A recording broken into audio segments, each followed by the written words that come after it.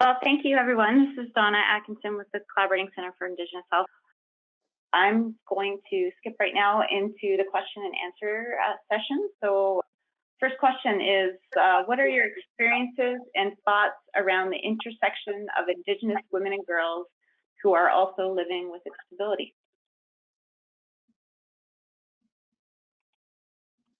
I think intersectionality is a concept that's used a lot, but as we know, it's something that we all struggle with trying to address in practical, tangible solutions. But as part of the inclusion unit at NWAC, I can say that there has been a considerable amount of work being done to address the systemic barriers that continue to marginalize Indigenous women, girls, and gender diverse people, but also those who face additional intersecting barriers, such as those to inclusion. I will say that NWAC is currently working on a project at the moment that is looking to address the Accessibility Canada's Act and talk about how there are unique or distinct needs facing Indigenous women, girls, and gender diverse people as additional barriers to access.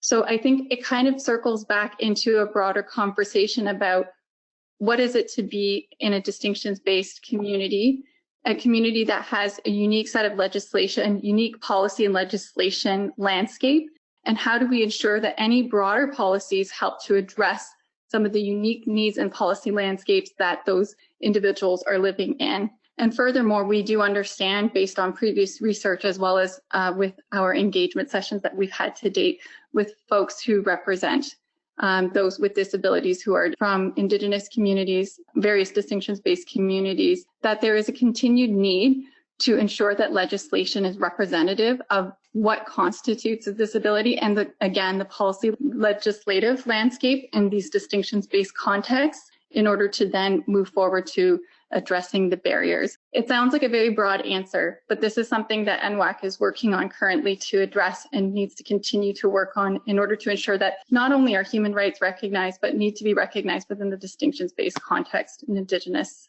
communities, and a concerted effort both from a community-led level, but also recognized on a federal level with policy and legislation, as well as service provision and resource allocation. Great. Thank you, Candice. So one of the key findings was that accountability was key. So what are strategies to empower vulnerable groups, given that rights and responsibilities go hand in hand around accountability? This is a great question. I think at NWAC, where we are well positioned in this space is that we are a confederation of provincial and territorial member associations. So accountability is key right down to being community-led and driven. For us, it's really important to ensure that not only as a national Indigenous organization, that we are also responsive to our provincial and territorial member associations. And within those individual PTMAs, they are representing their communities. And so what we do is throughout many of our projects where we either make recommendations to policy changes or we're informing service provision or training measures, a large component of what we do is community engagement with our provincial and territorial member associations, but also with other communities to ensure that anything that we're doing is community driven and reflective of the diverse needs of our communities. Again, too, I should mention that because we are constituting all of these provincial and territorial member associations, we do have representatives from each of them sitting on our board of directors as an organization, who once again is ensuring that NWAC has a finger on the pulse of the needs at the community level, but is able to also represent on a federal level. Thanks, Candice. So we have a question from a participant. What are your thoughts on the Government of Canada's delayed response to the report in terms of, is it acceptable due to COVID-19, or are there other reasons that were shared with you? And how can allies help you move forward with it?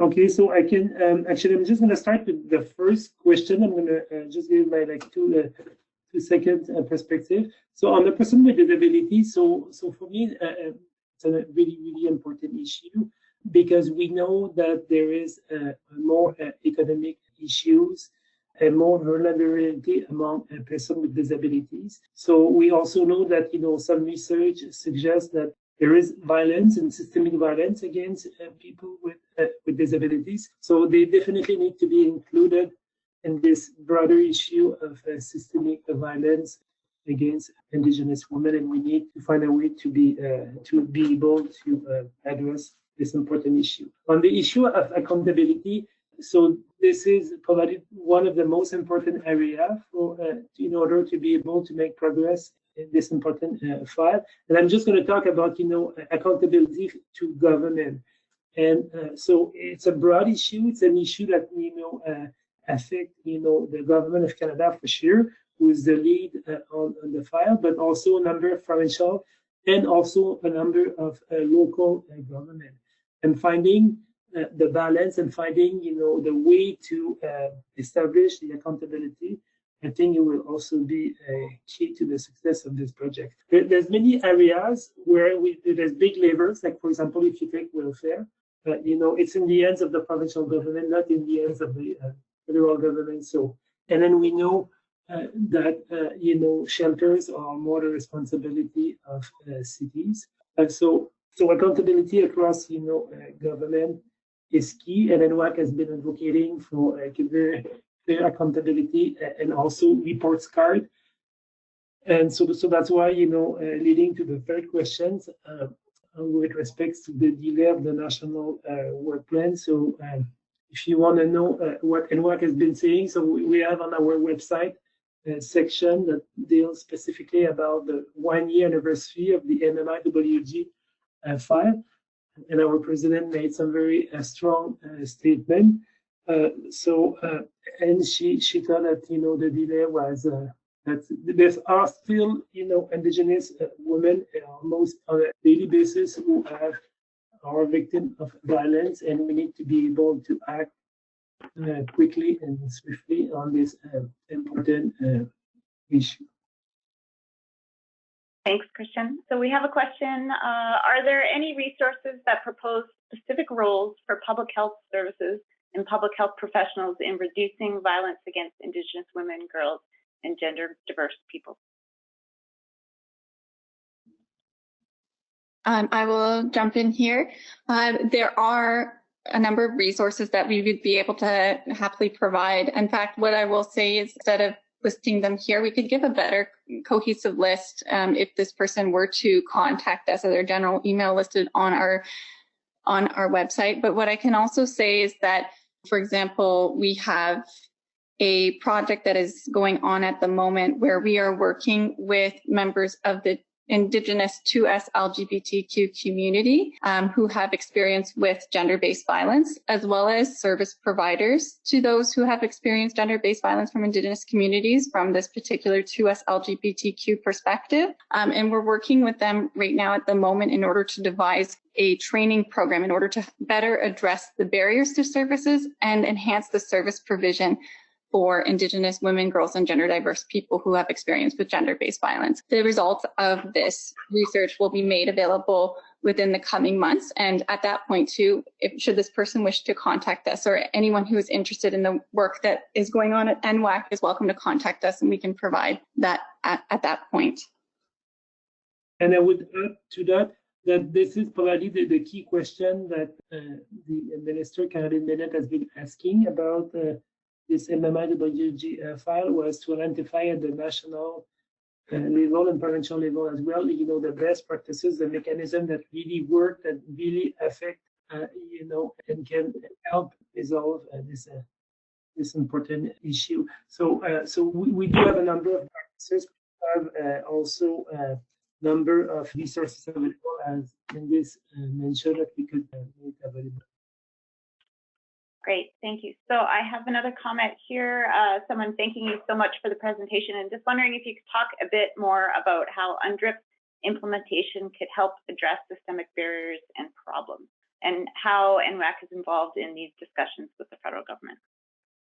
So I think I could address maybe the first one, and Christian, perhaps as you have been, jump in as well on the second half of that question. But as we know, international legislation and frameworks help to ensure that we have consistency across the board and help to guide, for example, with Canada, working closely with trying to align with existing international framework, ensures a degree of consistency even within Canada. And when we talk about accountability, it's about ensuring that Canada on a federal level, but also trickling to the provincial and more community-based levels, is staying consistent with the most relevant frameworks for human rights and protecting human rights. So in terms of what NWAC would like to do, as it was very clearly coming across international roundtable, is to ensure that we have a good understanding of what UNDRIP is representing, and of course ensuring that human rights are being respected, but that is also being upheld on especially the national front when it comes to addressing systemic barriers to the MMIWG. I'll turn it over to Christian in order to elaborate further on the second half of that question.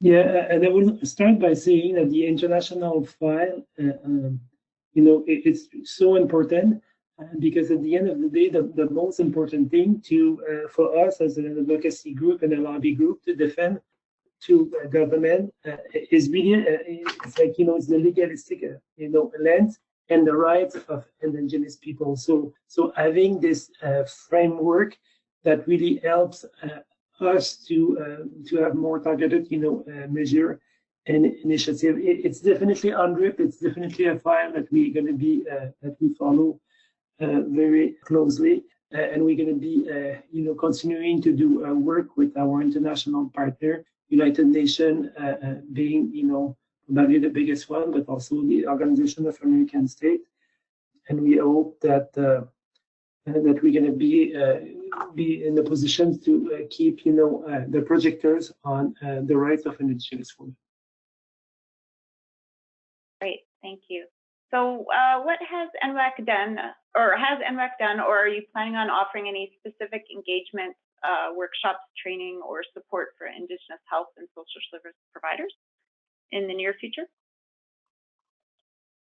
I will jump in and say that we have Shanisa Ryan, who is the director of our health department, who has been very active on a number of policy areas related to health, and many of which deal with training for healthcare providers, specifically those dealing with Indigenous communities, and including those of to LGBTQ Indigenous members as well. I would say that it would be worth certainly checking out the information that we have available on our website, and certainly following up with Shanisa as well in order to have, if you have any lingering questions specifically about NWAC's work in a particular area. Candice is mentioning, I think, if you have specific questions or looking for information about healthcare and training, Shanisa has been with NWAC for a number of years and has a really strong understanding on health care issues as it affects Indigenous women. So we'd be more than happy to get back to you. Okay, so we have just 10 minutes left. I think we have time for one more question, and then we'd like to try to get Elder Roberta back on the line again. So last question is, although there's a lot of discourse right now on policing services in relation to murdered and missing Indigenous women and girls, and it's focused a lot on oversight mechanisms. This person is wondering what NWAC's perspective on the growing calls to defund the police is. So, MMIWG and policing.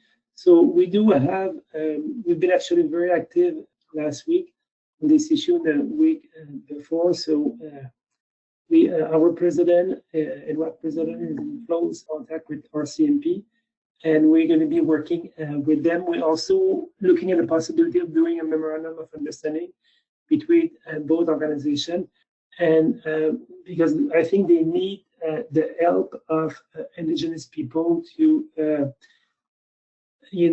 explain and let them, understand some of the issues and barriers, and some of the problematic as well with respect to mental health.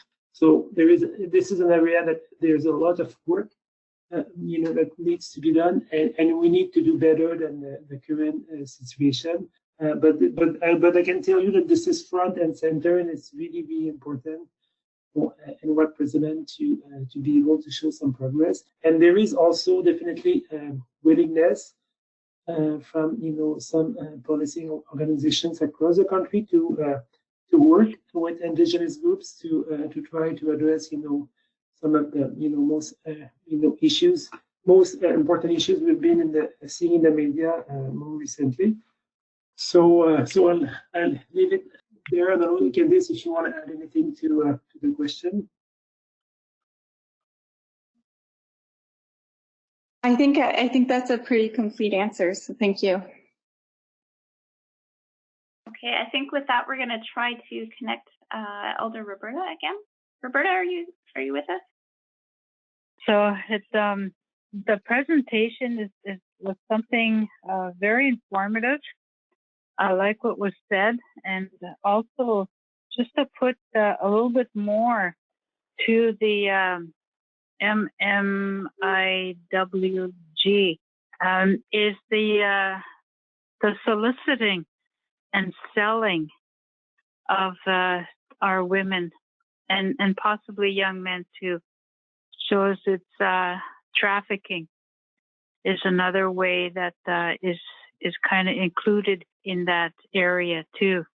So just to add that, and we have a group of grandmothers working and community members who are trying hard to support that, and also with the murdered and missing and Oshkawbewisens. So we have a lot going, and there's a lot more to be done in that area. And it is quite the movement across the Indian country. And is it closing time? Certainly, yes. I'm just going to say before we close that I'm really sorry we didn't get questions. There were a lot of questions. We do encourage you to connect with NWAC with any questions that you might have. And thank you so much to all the presenters today to be able to talk to this very important topic. And we thank you very much for sharing your knowledge. So please, Elder Roberta, if you could close. Thank you. Thank you. Again, thank you for everyone participating. Miigwech, it's a gift that you can do this, and it's a gift to learn from everyone and from each other. We thank the Great Spirit, all of creation around us, our medicine, our clans. The grandmothers and grandfathers in the directions of the East will teach us how to look in a good way, in a positive way. And in the South, they teach us the love that we don't have and we are not knowledgeable of, and they teach us more, and that holds us together. And in the Western direction, that we ask the grandmothers and grandfathers there to help us to let go of things that we don't need to carry, to understand our ancestors, and that our ancestors live that, but they can also teach us in what we need to do and continue our lives for them. And in the North, we have that movement there that all our people and our ancestors can stand around us and help us walk and guide us. And if we fall, they're there to help us again to stand back up and continue our walk. We thank Mother Earth for being here, for holding the water for us and trying to keep that clean and healing for us all to take upon us to be able to work with it and for ourselves. We thank the medicine for being around us and for being there for us when we need it. We thank our grandfather who shines on us every day, and the grandmother who comes to us in all shapes and sizes every month. We thank our Father Sky for being here, the stars for shining light, and all of the animals that check in on us once in a while to make sure that we are doing what we are to do as they loan us this land and this place of living. So we take care of it. And the thunder beings that appear and that come and visit us, they're there also to guide us, the lightning, to show us how sharp we can be and where we can go and how we can do things. And the rain to cleanse, and that is including with the water. Do we cleanse ourselves So we thank all of creation, all the ones that have participated in this year, and there will be more. And we encourage you to find your resources, to call the organization and the support lines to help in this area so that we can find what we need to support our own people in everything that we do. Naho, miigwech, kina, miigwech, miigwech, miigwech. Thank you.